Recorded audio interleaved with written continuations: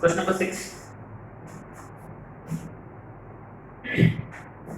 if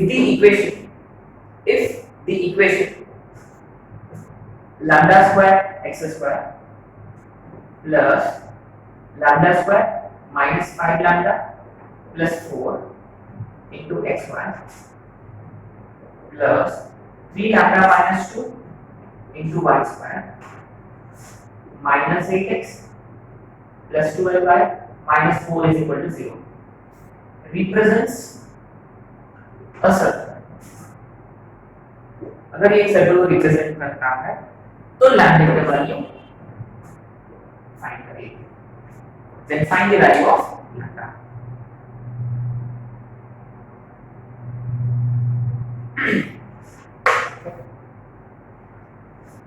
अच्छा ये तो पूरा ये तो कचरा आ गया था, लैम्डा कैसे आ गया, लैम्डा घुस गया, लेकिन ना ये देखो ये इसका फोटो पसंद नहीं आया मेरे को, इसका जो इक्वेशन है तो ये लैम्डा कहां से आ गया, और एक्स स्क्वायर तो अकेला होना चाहिए ना, एक्स स्क्वायर तो इसके लिए क्वेश्चन तो 1 होना चाहिए और y square x square question 1 होना चाहिए कि एक्स स्क्वायर और y स्क्वायर क्वेश्चन इक्वल होना चाहिए, 1 भी और इक्वल भी नहीं 1 होने का कोई जरूरत नहीं है, x square question y square question same होना चाहिए, कि डिवाइड करो अगर 2 हो गया 2 से डिवाइड करो आ गया ना x square question 1. Remember keep this in mind, x square और y square question need not be always equal to 1. अपन जनरल फॉर्म में लेते हैं अपन, क्योंकि वहां g फ्रैक्शन हो सकता है, f फ्रैक्शन हो सकता है, c भी फ्रैक्शन हो सकता है, क्रॉस मल्टीप्लाई हो जाएगा. जैसे इसके पहले हमने एक क्वेश्चन किया, वहां g कितना था, सेंटर कितना था 1/4 था, रेडियस कितना था 1/4 है ना. उस केस में क्या होता है कि वो क्रॉस मल्टीप्लाई होकर x square y square coefficient ना चेंज हो जाता है, सॉरी उसका नंबर चेंज हो जाएगा लेकिन दोनों सेम.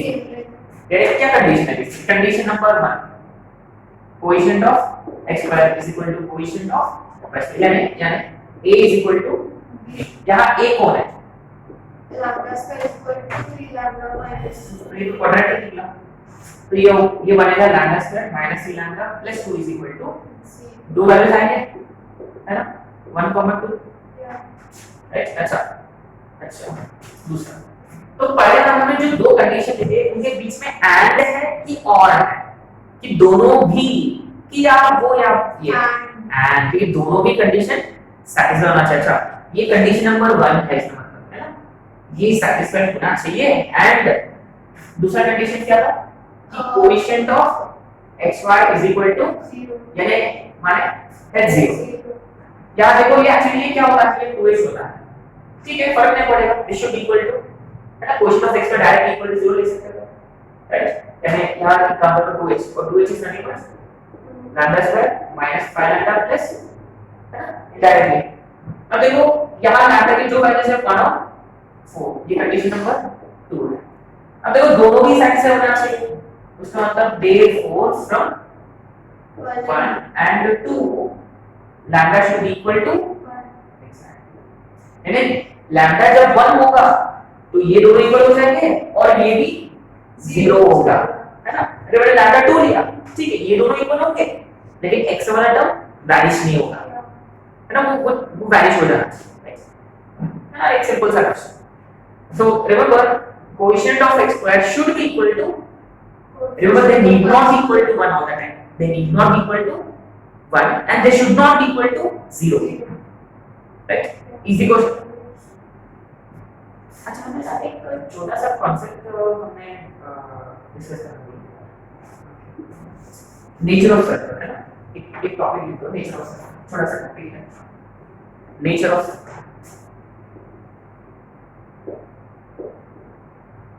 क्योंकि जनरल फॉर्मेट में जनरल फॉर्म क्या होता है, x square plus y square plus 2gx plus 12y plus c equal to 0.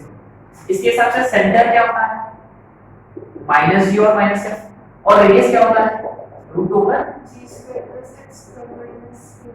अच्छा अब यहां देखो ना, ये रूट के अंदर जब कुछ एक्सप्रेशन आता है है ना, वो उसके ऊपर बहुत सारे रेस्ट्रिक्शन होते हैं. अब देखो तो उस क्वांटिटी के ऊपर ना 3 कंडीशंस होते हैं, जैसे कि रूट d क्वाड्रेटिक में d positive d 0 d negative. अब देखो यहां अगर g square plus f square minus c अगर पॉजिटिव होता तो कोई प्रॉब्लम ही नहीं है. अच्छा ये जो भी सर्कल बनेगा ये बनेगा real circle just like real roots. अच्छा, जिस दिन अगर ये 0 हो जाता तो फिर r कितना होगा? जीरो। अरे रेडियस 0 होगा तो सेंटर कैसे दिखेगा? सेंटर क्या बनेगा? एक पॉइंट बनेगा, है ना? तो जो सर्कल जो बनेगा, इस सर्कल को बोला जाता है पॉइंट सर्कल। यानी जो सेंटर जो है वही सर्कल है और वही पॉइंट सर्कल है। आ गया? यानी उसको ना उस सर्कल में एक ही पॉइंट होता है और वो खुद सेंटर होता है, राइट? तो बेसिकली अगर r अगर 0 होता then such a circle is called as point circle। और उसका एक ही पॉइंट सेटिस्फाई करता है, कौन सा पॉइंट? Centre, right? और अगर g² + x² - c हो गया नेगेटिव, अच्छा अगर ये नेगेटिव हो गया, भाई r तो रूट के अंदर है, वो तो एक्सेप्ट ही नहीं करेगा, वो तो कॉम्प्लेक्स में चला जाएगा। तो बस इमेजिन करना बैठेगा ऐसा, बस ये सर्कल जो है बस अपने को इमेजिन करना होता है, इसका मतलब ये कोई रियल सर्कल नहीं है ना। यहाँ लिख देंगे अपन इमेजिनरी सर्कल, यानी कोई सर्कल अपन ड्रॉ कर ही नहीं सकते, है ना? अभी तक शायद हमने 2 सर्कल बनाए थे जो दोनों एक तो जो ऑरिजिन से पास हो रहा था और एक सर्कल जो एक्स बाय एक्सिस को टच कर रहा था, है ना? तो ये देखो इसका फोटो अपन बना नहीं सकते, we can not draw actually, है ना? तो ये इमेजिन कर सकते, बस अपने को अपन बस इमेजिन कर सकते हैं, उससे ज्यादा कुछ।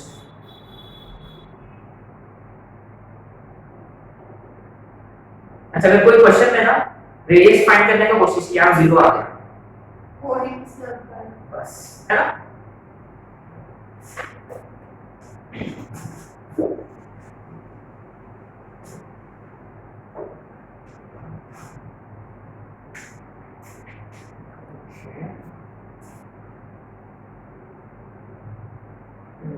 नेक्स्ट क्वेश्चन, ये एकदम पैकेज क्वेश्चन है, ये क्वेश्चन नंबर 7, सही है?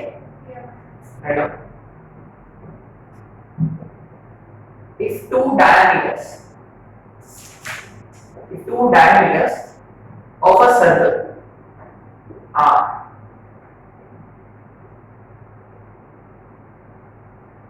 2x minus 3y is equal to 1 and x plus 3y is equal to 5, then find EOC का मतलब equation of circle for the following cases,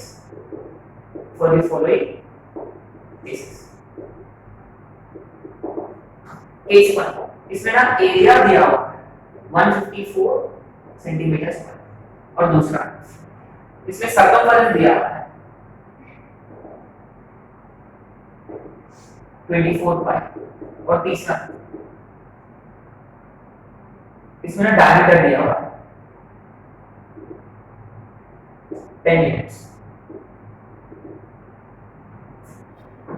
और चौथा पॉइंट ये है it passes through the circle passes through -1,5। remember ये सारे cases है ना, ये कंडीशन नहीं है, these are all various cases। अच्छा ठीक है ना, एक्चुअली ये चारों अलग-अलग क्वेश्चंस है, हमने कंप्रेस करके एक क्वेश्चन में कन्वर्ट कर दिया।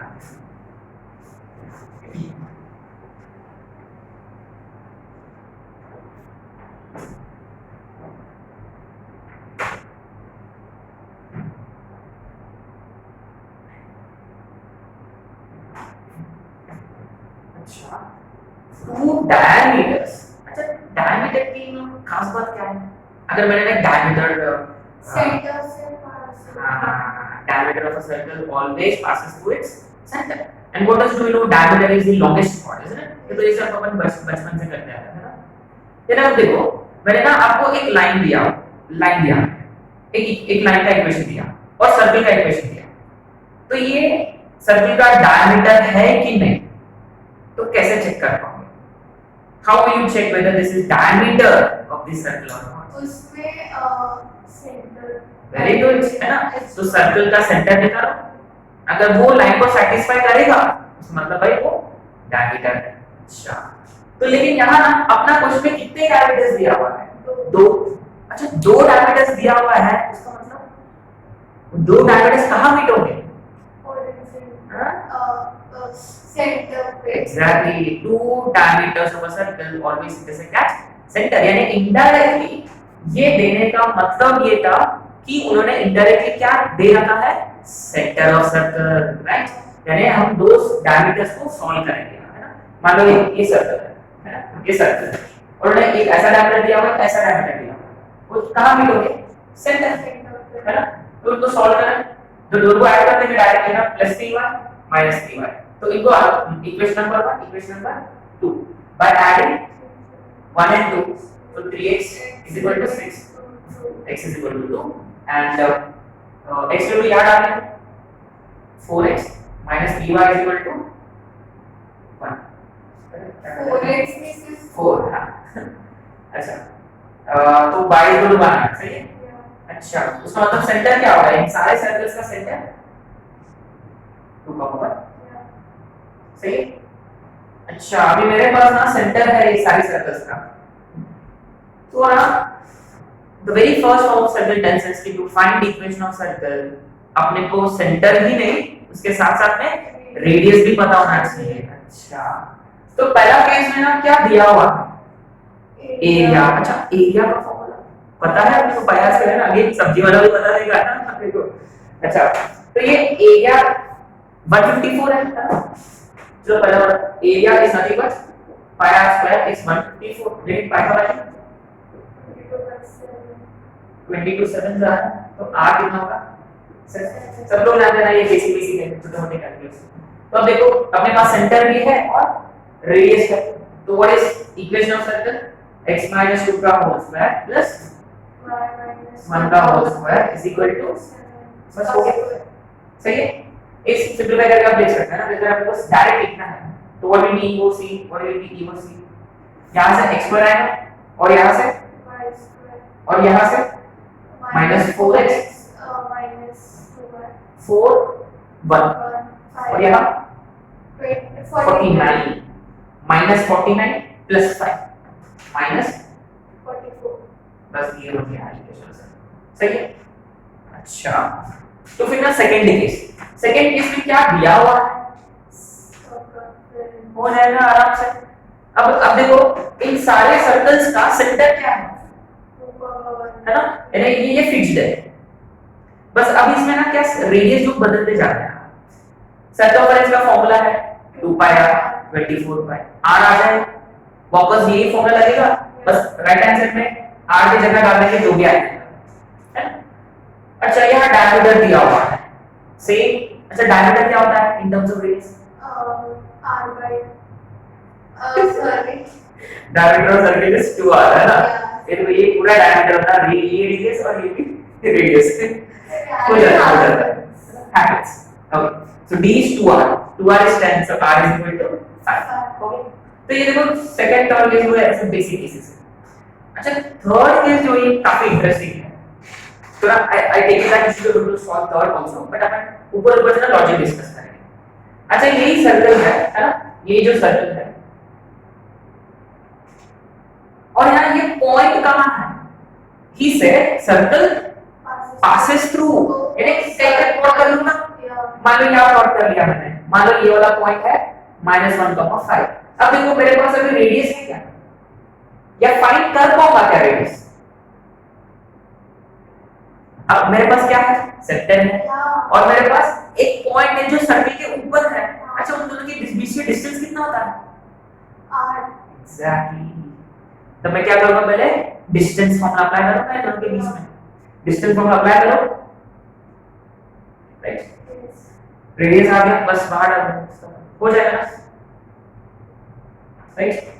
So pretty easy do one question. चलो अगले क्वेश्चन पे चलते हैं, नोट कर लेना।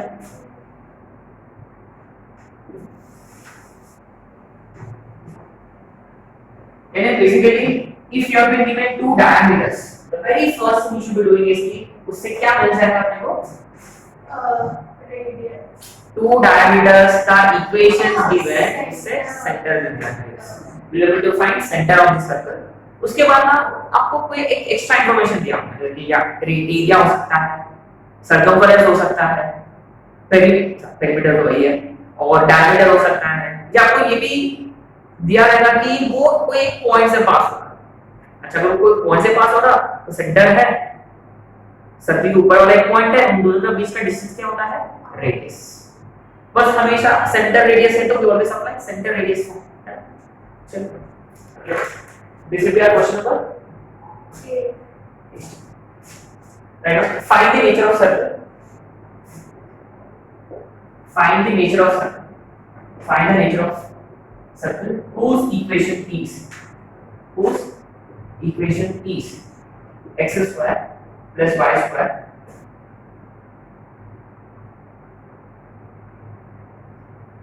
minus 6x minus say plus 8y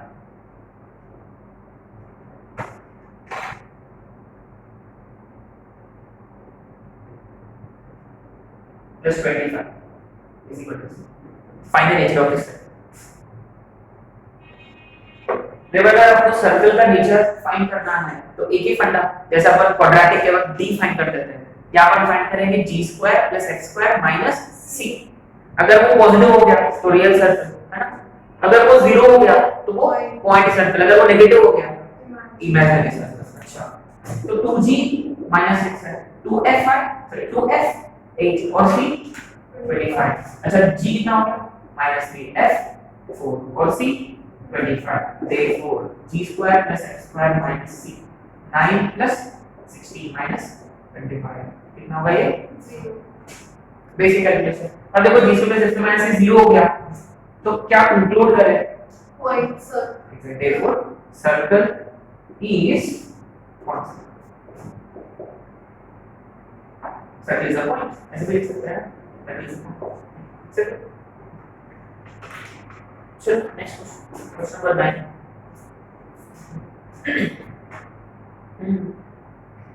very nice question. Madam find equation of circle, find EOC।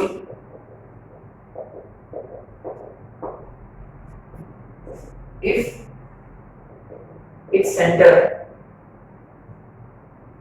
is 2, 1 and touches the line 3x plus 4y is equal to 5 and touches the line 3x plus 4y is equal to 5। अच्छा touches तो याद है जो एक question किया था हमने ये वाला है ना, सर्कल ऐसा टच करता था, सही है, तो ना उसका सेंटर कहाँ था, सही है, यहाँ जो सर्कल जो था वो किसको टच कर रहा था, अच्छा जो लाइन सर्कल को टच करता है तो उस लाइन का क्या नाम है, क्या बोला जाता है, क्या नाम है उसका, टेंजेंट। हाँ रिमेंबर ये अपना टेंजेंट था, ये जो है सॉरी टेंजेंट और सर्कल को जो पॉइंट पे मीट होते हैं इस पॉइंट को बोला जाता है पॉइंट ऑफ कांटेक्ट, रिमेंबर, और पॉइंट ऑफ कांटेक्ट पे पॉइंट ऑफ कांटेक्ट को और सेंटर को जॉइन किया हमने, उसको ये तो ऑब्वियसली रेडियस है और रेडियस जो है वो हमेशा परपेंडिकुलर होता है है ना, रिमेंबर। अच्छा तो इसलिए देखो इस क्वेश्चन में ना सेंटर 1/4,0 था और उसका रेडियस भी कितना था, अच्छा तो ये जो डिस्टेंस है, अच्छा ये तो रेडियस है। अच्छा अगर मेरे पास यहाँ इस केस में circle touches the line, indirectly line touches the circle, अच्छा मान लो ये सर्कल ऐसा है मान लो और उसका ना ये टेंजेंट है ना, ऐसे रफ फिगर, अच्छा मान लो ये रेडियस सॉरी ये सेंटर है 2,1 और ये टेंजेंट है which is 3x plus 4y, मैं इसको ना ऐसे लिख दूंगा, मैं इसका इक्वल टू जनरल फॉर्म है। अच्छा मुझे ना इस सर्कल का इक्वेशन निकालना है तो ऑलरेडी मेरे पास क्या है, सेंटर, क्या नहीं है या क्या फाइंड करना है, रेडियस। अच्छा तो ना तो इसको ज्वाइन कर लूंगा और ये कितना होता है, 90। अच्छा ये जो लेंथ है यही लेंथ क्या होता है बेसिकली, अच्छा तो मैं क्या मुझे क्या करना है कि पॉइंट से लाइन का डिस्टेंस निकालना है, स्ट्रेट लाइन में है परपेंडिकुलर डिस्टेंस, राइट? क्या परपेंडिकुलर डिस्टेंस का पॉइंट लाइन में डालो, तो here therefore radius is nothing but substitution of coordinate. पहली बात ये मॉड्यूलस पॉइंट को लाइन में डाल दो, कितना होगा? 6 + 4 - 5 upon root over a square plus b square 9 + 16 है ना, तो 6 + 4 10 minus 5 है ना, तो 5 अपॉन 5 का रेडियस कितना हो गया? अच्छा है ना, रेडियस इज 1। अब तो ये चीज कुछ भी नहीं है, अब तो इक्वेशन सर्कल आ गया। What is equation circle? x minus h का whole square plus y minus ये बन गया equation of circle. What is the key part in this question?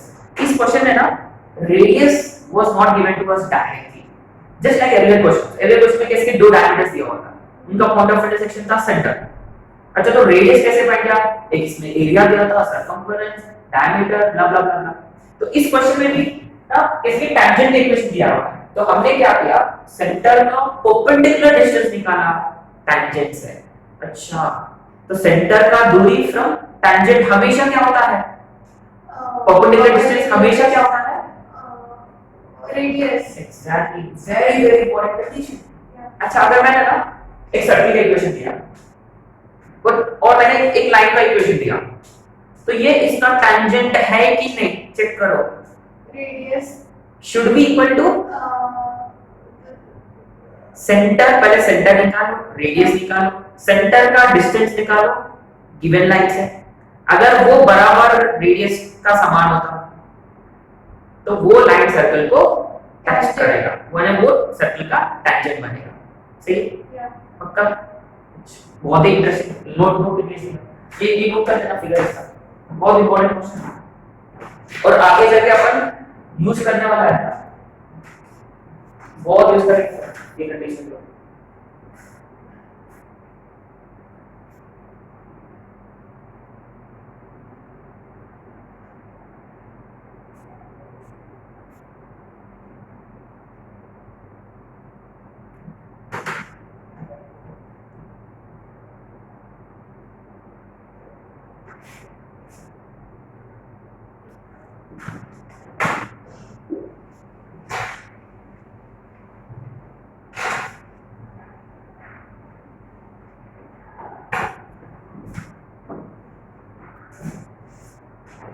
I want you to write notes.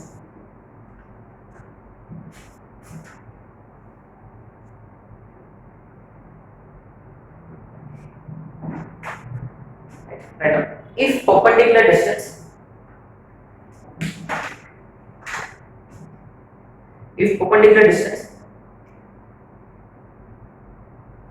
from center to a given line, if perpendicular distance of center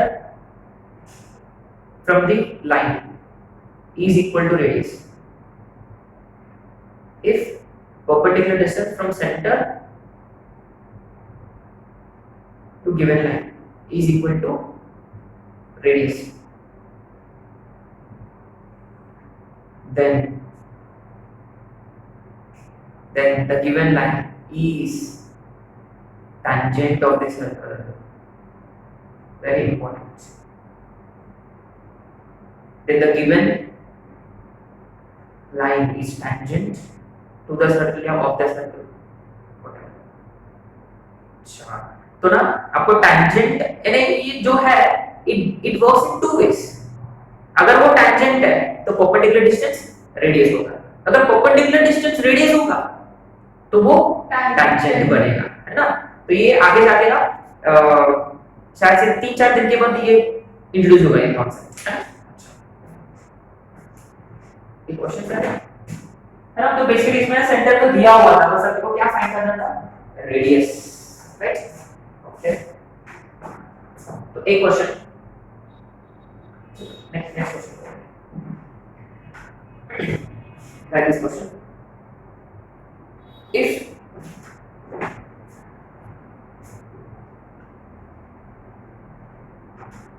4x minus 3y plus 10 is equal to 0 and 4x minus 3y minus 30 is equal to 0.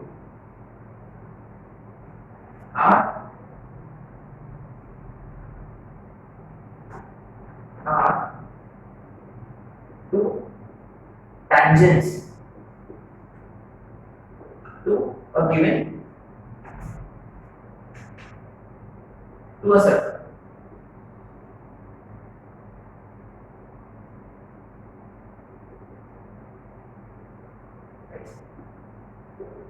Then find point number 1 radius, point number 2 locus of center.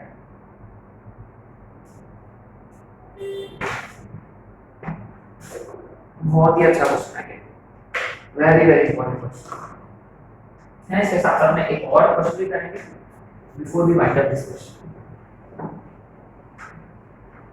तो ना पहली बात ये है point number 1 कि पूरा 2D geometry का foundation होता है स्ट्रेट लाइंस, है ना। Those who are good at straight lines will obviously find circles, और जो भी आगे के चैप्टर्स है ना वो इजी होने लगता है ना। सर्कल सॉरी स्ट्रेट लाइन पूरा फाउंडेशन है, क्योंकि स्ट्रेट लाइन में डिस्टेंस वगैरह होता है, इमेज होता है, थीटा तो परपेंडिकुलर होता है ना, बहुत सारे कॉन्सेप्ट कवर होता है स्ट्रेट लाइन में। और वही स्ट्रेट लाइन अपन यूज करेंगे आगे के चैप्टर्स में। अब देखो यहाँ ना ये पे गिवन टू लाइंस, ये पे गिवन टू लाइंस, तो वो लाइंस को देख के आपको ना कुछ क्लिक होना चाहिए, क्या है वो दो लाइंस कैसा है।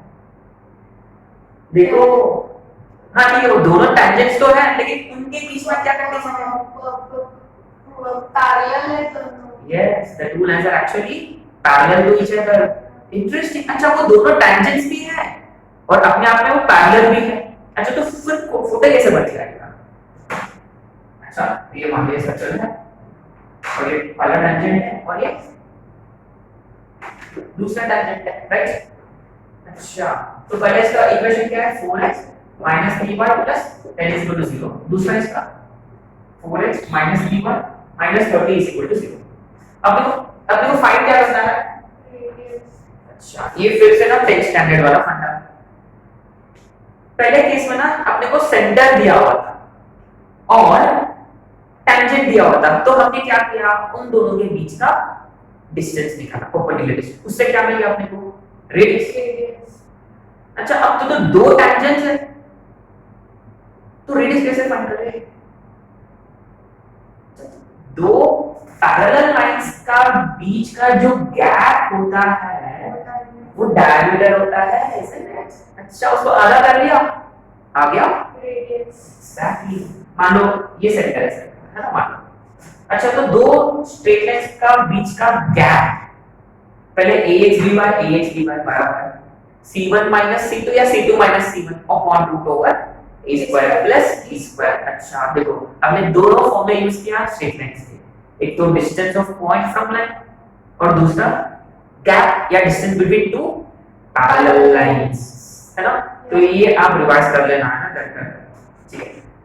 तो ना भाई ठीक है, ax by c1 ax by c2, तो c1 minus c2 root over a square plus b square. तो देयरफॉर तो मैं यहां लिख दूंगा 2r, है ना, 2r डायरेक्टली, ठीक है। ये पूरा 2r होता है, 2r is equal to, and remember ये 90 होता है, ये भी 90, 2r is equal to modulus of, यहां c1 कितना होता है 10, यहां c2 क्या है 30 minus 30, c1 minus of upon root over a square plus b square. ये तो डायरेक्टली फाइंड है, सही है। अच्छा तो ये तो 40 बन गया, 40 by 5 इसका मतलब रेडियस कितना हमारा 4। अच्छा तो पहले वाला। अच्छा यहाँ लोकस ऑफ सेंटर पूछा गया है, ये सेंटर तो फिक्स नहीं है। अच्छा सर ये सर्किल का सेंटर मूव हो रहा, ऐसा कैसा। तो सर्किल का इक्वेशन, सर्किल तो ड्रॉ कर लिया ना, तो ये सर्किल मूव हो रहा है। अब देखो लोकस ऑफ सेंटर का मतलब सेंटर मूव होना चाहिए, बोलेंगे कि यहां तो एक तो सर्किल दिख रहा है। अच्छा ऐसा अपन और भी सर्किल ड्रॉ कर सकते हैं, कैसे, वो सर्किल मूव कैसे होगा। ऐसा बढ़ेगा सर्कल, ऐसा बढ़ेगा क्या सर्कल? अच्छा ये भी तो सर्कल बन सकता है, अरे ये क्यों नहीं?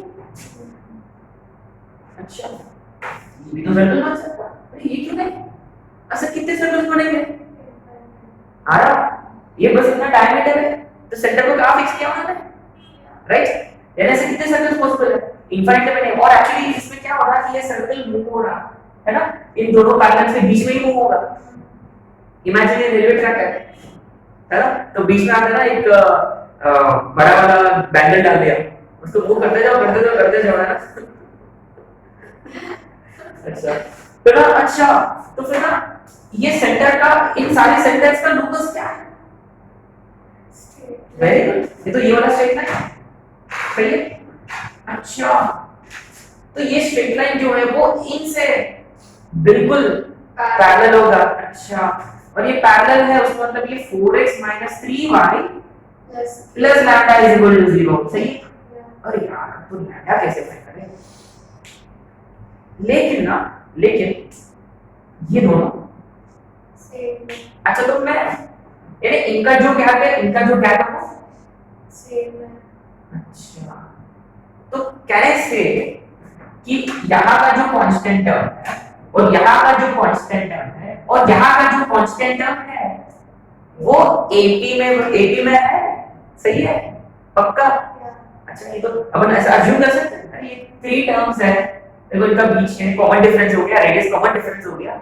अच्छा तो अपन ऐसे कर सकते हैं ना कि ये मिडिल वाला टर्म हो गया तो इनका डबल, यानी 2 lambda is equal to 10 minus 30 है ना, 2 lambda is equal to 2 is equal to a plus c, यानी माइनस 10, सही है? अच्छा therefore locus of centers is 4x minus 3y, 4x minus 3y, yes, minus 10 is equal to 0. बढ़िया।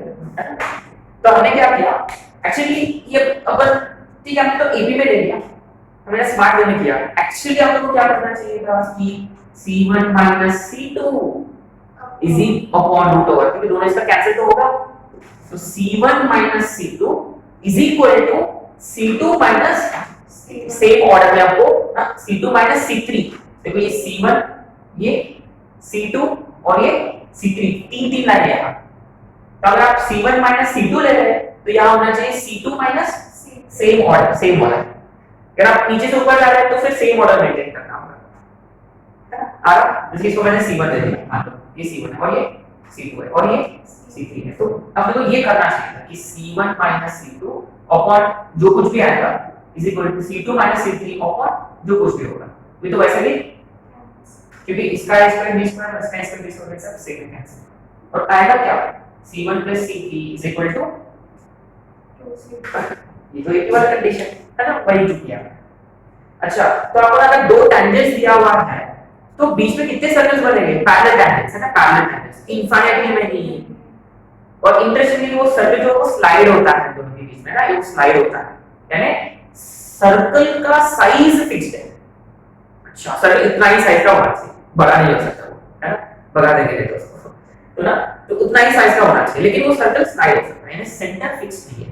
अच्छा मुझे ना सेंटर भी फिक्स करना था, मैं कुछ नहीं हूं, मुझे एक पर्टिकुलर सर्कल फाइंड करना है, उसके लिए ना अपने को एक और कंडीशन चाहिए।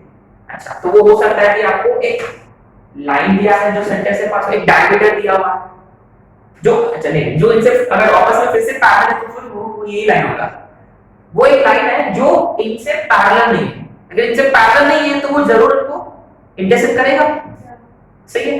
तो इसमें ना तीसरा कंडीशन ऐड करता हूं, also now right find the equation of circle, इसी में next find the equation of circle if center lies on, find the equation of circle if center lies on 2x plus y is equal to 0, center lies on 2x plus y is equal to 0, हो जाएगा, कर लो कैसे? अब देखो already centre इस पे लाई कर रहा और सेंटर उस पे भी लाई कर रहा, तो ये एक डायमीटर है और वो वाला दूसरा डायमीटर है, दोनों का पॉइंट ऑफ इंटरसेक्शन से आपको सेंटर मिल जाएगा। अगर सेंटर आ गया तो रेडियस तो पहले से ही है, तो आपको मिल जाएगा इक्वेशन ऑफ सर्कल। हो जाएगा। बहुत इंटरेस्टिंग क्वेश्चन थे लास्ट के दो क्वेश्चन है ना। कल अपन एक और क्वेश्चन करेंगे इसके ऊपर और आगे बढ़ेंगे, ठीक है।